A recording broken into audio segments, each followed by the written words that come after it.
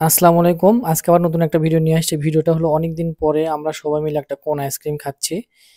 তো এই কোন আইসক্রিমটা অনেকেরই প্রিয়। তবে এই কোন আইসক্রিমটা দেখলে মাথা ঠিক থাকে না। মানে ভীষণ গরমের দিনে এই কোন আইসক্রিম খেতে খুব ভালো লাগে। বিশেষ করে কোনটাও ভালো আর কোনের সাথে যেটা দেয় আরকি ওটাও খুব ভালো।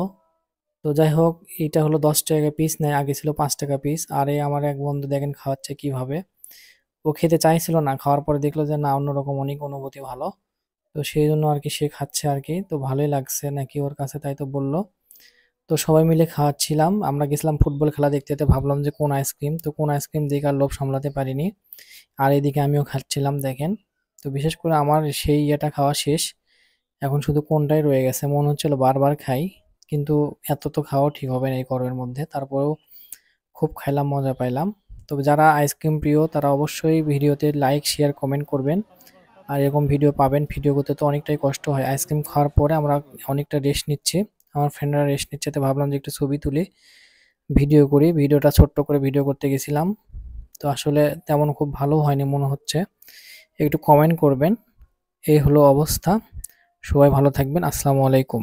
ইনশাআল্লাহ সবাই ভালো থাকবেন।